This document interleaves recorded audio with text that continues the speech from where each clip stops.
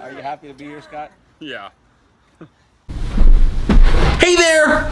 Bob from Oregon's Constant Gardener. It's the OCGFAM Show for Tuesday. It's an exciting day. Tuesday's the day we talk about nutrients. These stuffs, this stuff, those kind of things. We've been working on the Spartan regimen from Nectar for the Gods. And we got through what this is, the amounts, how we got to those amounts. We talked about the philosophy of it. We went through the basic instructions and we mixed the stuff up. And so now we're to the notes. pH is critical. Start with good soil. When in doubt, flush it out. Those sound confusing. So I got the man himself. Scott Ostrander was here. We did an interview. Let me show you. So we're here with Scott. As you may or may not know, me and the audience, we've been going through the Spartan regimen. You're making fun of me. And Just laughing. we've done all this part. All right. We're down to this part, and I thought it would be better to have someone who actually knew something about it, which I hope you do, to talk about it. So the first one is pH is critical. Why is pH critical with a line? Well, pH is critical with any line because it's the potential of hydrogen, the availability of certain elements and minerals to be able to be brought up into the plant. Okay. Our industry is kind of driven on this NPK, which is the nitrogen, phosphorus, potassium of all bottles. It says it on all the bottles you get. That's the NPK grower. Yeah. And a lot of guys, when they read those, all they're seeing is those three main elements, and what they're doing is they're following charts that say to make nitrogen, phosphorus, and potassium most available, 5.7 to 6.2, 6.3. Not the whole story. It's not the whole story? Not for us. We actually, if you ran that with our line, 5.7 to 6.0, you would probably run into deficiencies most of the time. Because the plant just couldn't get it at that. And they're not getting the nutrients that we've designed. We've designed our line off of a calcium molecule. Okay. So with all of these different forms of calcium that we put in here, to make that the most available, we need to get our pH in that 6.2 to 6.6 range, depending on veg or bloom. Okay. The earlier in veg you are, the lower the pH you're going to be. So 6.1, Sure. 6.3. Okay. As you start to transition into flower, I start to slowly climb that into the 6.2, 6.4 range. When you're into flowering, then you really want to be up to that 6.4, 6.6 range. Now why is that? Why is it? Because we're trying to get that calcium molecule that we put into all these bottles to be able to be absorbed through the stomata of the root zone. Okay. If the pH is really low, the stomata closes down and becomes too small for the calcium molecule to be absorbed. Sure. If we can get that stomata to open up through a higher pH, then the calcium draws in, and then the way we bond things to calcium, we're taking in the nitrogen, the phosphorus, the potassium through the calcium molecule by bonding those together, and then that gets absorbed. So we try to go with the higher pH than most people are used to. It really catches people off guard, and most problems I have when people email the company are, I'm having all these deficiencies, here's the situation, and then we always end up finding out that they either have a really low pH, a super high pH, which everything's locked out, or a high salt load.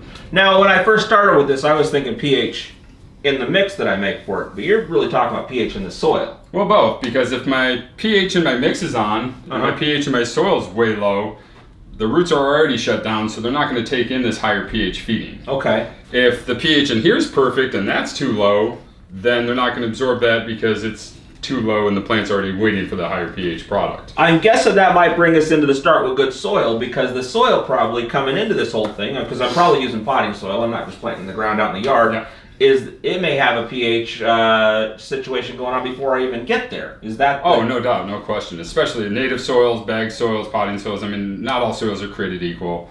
And it may even look good in the bag. The downfall of potting soils is that what it's buffered at today is what it came off the line at. When it comes off the line at 6.4 and everything looks perfect, and then you go and you vegetate them, put them in a vegetative cycle for, let's say, 4 weeks, you got all that microbial activity brewing. I mean, for us, guys like us who are using compost teas and SLF and Microbe Life and all the different microbials, they're digesting stuff in the soil all the time. Whether they're eating residual bits of nectar, they're also in here eating whatever's in there. Cocoa, in some instances, a lot of potting soil companies will use bark, wood byproducts. Oh, wow. So that's terrible for this because it's eating that. Well, they're digesting cellulose, and the cellulose is dropping off and becoming an acid, and the acid in 4 or 5 weeks will start building up, and all of a sudden your pH slips, and everything goes to hell in a handbasket. So a lot of times when you're having issues with other potting soils in our nutrient line, we find that the actual pH in the soil is so low that the plants aren't accepting the food anymore. So then we have to start looking at corrective measures to get the soil pH back up to a usable level. So I'm guessing that these three all kind of fit together in a line. So you got the pH is critical, start with good soil, when in doubt, flush it out. The flushes are probably about fixing the pH level. So what does that mean as far as flushing? What are we doing? Well, for us, flushing is, it's because it's an industry term, but you've got it's an industry term, and we use it primarily as a corrective action or a preventative, if you will. So a lot of our customers come back with a feed, flush, feed, tea, feed, flush, feed, tea. Which is part of the process. It's their process. What they're doing is they're feeding the plant in the root system twice in a row. So you put the nutrients in, the plant's getting some, the microbes are getting some. On the third one, they put in a microbial tea or a compost tea or a heavy micro, mammoth P, microbe life, SLF solution. Sure. Okay. Then that solution will go in because it's not necessarily a nutrient, it is a living organism, a force. They go in there and they break down and digest all the excess nectar that has been not absorbed by the plant. So when the nectar isn't absorbed by the plant, it adheres to the medium and starts making more elements and more minerals and more trace things available by creating bonds and organic compounds. Then all the microbes we're putting on our tea day will break those bonds, digest those compounds, and turn them back into food for the plant. Then we go back to 2 more feedings. So the plant's getting fed, and microbes are getting fed again. And now we do a preventative flush. And the preventative flush is just pure Herculean harvest bone meal and Olympus up pH to a right level. That forms of calcium will go in there, tie up excess salts, buffer excess acids. It kind of resets the root zone in between feedings. Okay. So I do it as a preventative because I really need to do it as a curative. Curative means that, oh crap, this plant looks awful. All the leaves look like, and only because this one's so old on the bottom, but if my leaves I walked in and they start looking like this and they're up higher in the plant, that means something's going on. Yellowed out, crinkly too, or mostly the yellow, or both? This would show me calcium deficiencies in there. What is that? Is that the Well, this is genetics for a pepper, but but it's like clenching itself up, kind of. It's generally malforming cells in the calcium bond. It's just not absorbing the calcium at the right rate. Okay. So you can do this just as part of your thing, but you don't know with your soil and that sort of thing. The slurry test, it says we recommend a slurry test. Well, that's it. If you're buying number 4 soil and the sample kit, we already did it. Just go to town. Okay. If you trust us. If you don't trust us, then check your soil and slurry test right off the bat because it's nice to know your starting point. Yeah. I highly recommend that if, let's say, you do a 4-week veg in your plant and then an 8-week flower. Okay. I would say I highly recommend at week 3, at the end of week 3, do a slurry test. Document that. Where's the pH and the ppms of this plant? Okay. I'm about to put them into flower in a week. Okay. So we get all those numbers down, everything looks great. Let's say this is at 6.5, parts per million at 250, and we're gonna go into flower in a week. So I'm not having to worry about this plant. I'm gonna go right into flower. Okay. At the end of week 3 flower, right before week 4, when they're really gonna start stacking, putting on weight, really making the flowers be a flower, I check again to make sure my pH didn't slip or drift. Because if a lot of people get stuck off guard and caught off guard at the end of week 3, their pH is 5.7, they're going into the biggest stacking weeks of the flower production, but their pH is too low, and all of a sudden they stop building. And then they email me, why did my flowers stop? And everything looks healthy, but they're starting to yellow. They're starting, check your slurry. Because if you had checked at week 3, we could have done some corrective flushes or feedings even to get it where you need to be for when you really need to put on weight. Yep. So how do we do a slurry test? I guess that's slurries are simple. You can Google it. You'll find 100 different ways. When you emailed our company, we need it this way because there's 2-to-1s, there's 1-to-1s, there's 3-to-1s, and 4-to-1s. But you're gonna know, you want to be able to help them based on your standard you've set. One may be better or worse than the other, but you need it to be this. Yeah, our standard is equal parts 1-to-1. Okay. So when you email me this information, I ask you these questions. I'm going to ask you to do 1 part water, and ideally pH neutral water. Does not have to be RO, does not have to be distilled, but it has to be a good water source, something in the mid 6s or low 7s. Okay. Something with a parts per million, under 100. I always try to document what the starting water is, just so I have a sense of where we're beginning. Okay. If you're on a well and your pH is 8.5 and the parts per million 200. Use distilled. So you'd have to just go to the store and get you a jug of distilled water. You're good to go. You don't have to do any kind of special stuff. Nothing special. Okay. So we'll just start real fast by checking our pH. And the, holy shit.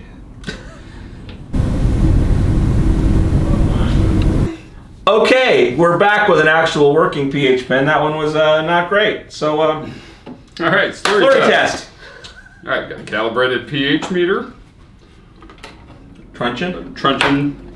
Handy dandy TDS, and our soil in question. Roxanne here is who we're working with today. I'd say our moisture content's about 15-20%.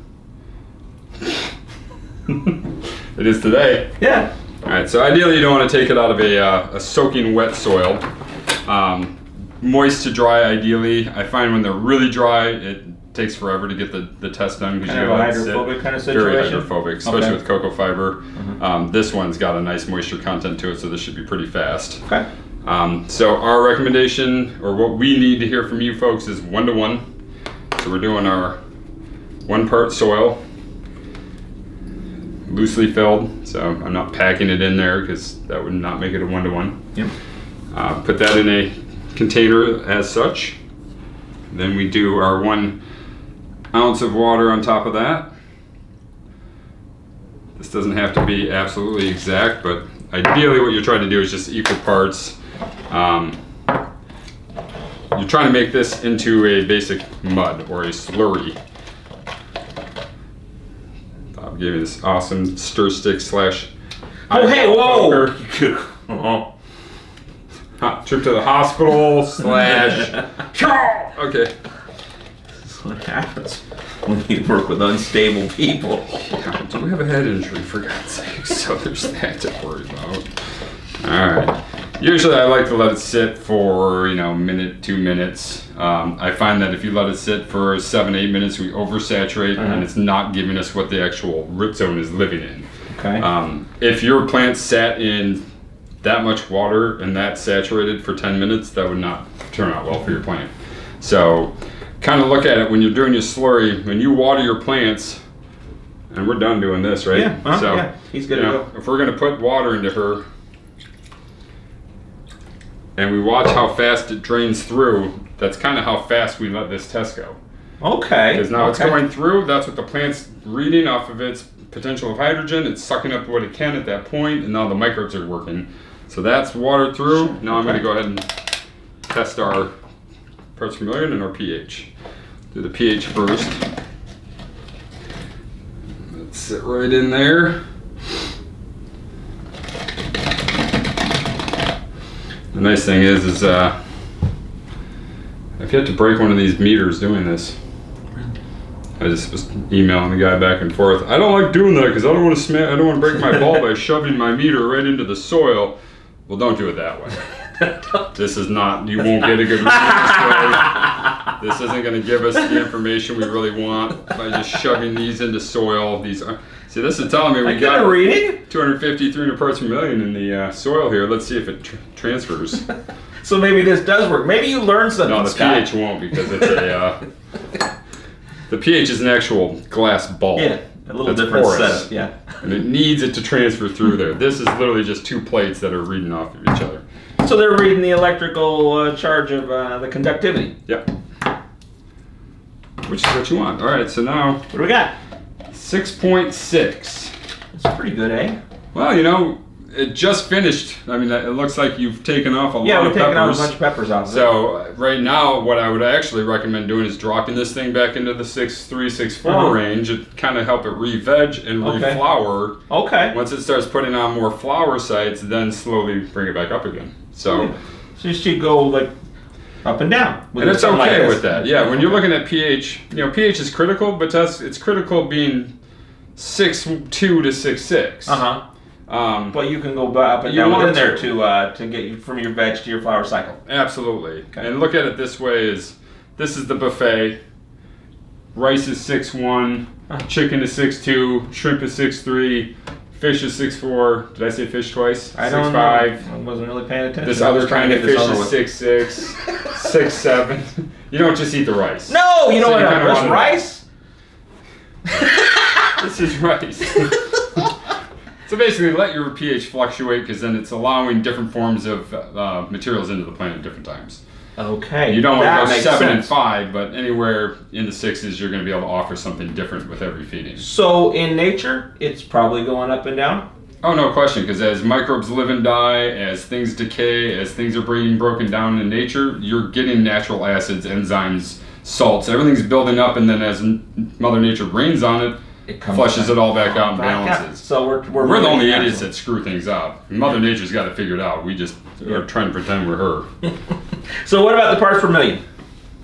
Oh, parts per million, good call. So pH is looking good. That means the plant's absorbing the bone meal, the Gaia, the limestone. Yeah. The parts per million was at, we didn't even test that yet, have we? No. We tested it just in the plant there. It'll be interesting to see if it's the same or similar. No, a little higher. So we found out that running it this way, bad. Bad. Running it this way, true. So It's science. on this So what do we one, got? it says 500. What does that mean? That means that it's starting to not eat as much as you're giving it. Okay. So what we like to see is between 200 and 400 parts per million. Uh-huh. When it gets above 400 parts per million, that means something's starting to build up here where the plant is starting to access the salt over the calcium. Okay. If this keeps climbing and gets up into the 8 to 900, then the plant's going to definitely stop eating calcium and only want salt as a meal. And then you'll start to get new growth, will start curling and clawing, you'll start getting deficiencies up here. Not getting the nutrients it needs because it's eating that salt. It's like it's having a milkshake instead of eating its It wants a vegetables. McDonald's hamburger over a steak. I gotcha. It wants fast food and not long food. Big Mac's really pretty good. But it's not so food. good for your yeah. No, it's not good for No, your it's food. really not food. No, it's not food, and it will kill you. Just once, I only have like one a month. Jeez, God. How many months are in a year for you? There's not 52 months a year. See? Now your next thing you're going to tell me that having 8 glasses of gravy a day is bad. Oh, no, that's good. Go for Okay. that. So you're on point. I think we got a pretty good idea here. We just need to keep practicing and going through this again and again until we really get the swing of it, right? Pretty much, and log online and find the other nectar heads out there, and they'll walk you through it. Okay. But So when I get through all this, I feel pretty comfortable with the Spartan regimen. What's next as far as my learning? Getting into the community and talking to people, or what's next? network for sure. I mean, Uh-huh. the nice thing about nectar growers is that they're very caring, they're very sharing. They definitely like to watch others succeed. Mm-hmm. I think the next main thing off of this is your Spartan. Yeah. So Uh-huh. start looking at the new additives, or look into compost teas, look into microbials, look into enzymes. There's a lot of great companies out there. Microbe Life. You got Cultured. Mammoth Bee and You got Mammoth P. yeah. You got all these folks that are producing these liquid microbes. So if you're not really ready or professional enough to get into the compost tea world, Uh-huh. You can get bottled those microbes. Okay. What about SLF 100? That's something you probably that will be your first thing you would add on, you think? for sure. Yeah. Yeah. Okay. Yeah. And then maybe start looking at your microbes as far as other microbial type products. Yeah. And then work on getting yourself into figuring out the tea situation. Yep. Maybe start with an instant tea, move Well, into I think maybe you start with instant teas, you're going to see the benefit of teas, and then you're going to start wanting to brew your teas. Then you're going to want to research brewing teas. And then once you get that dialed, then come back and we'll start looking at enhancements. Okay. Very cool. Well, thank you very much. I know you didn't want to come in, and I made you, and I'm sorry, but we had to know from the source.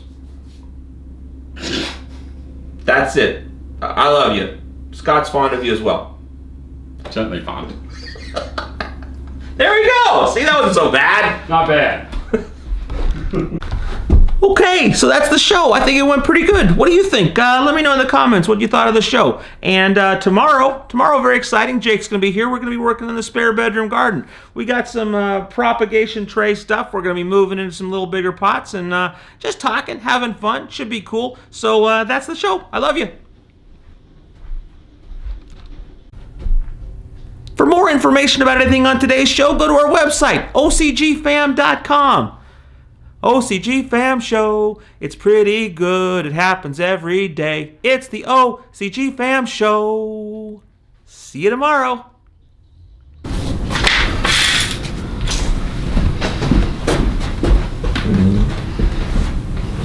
Jesus!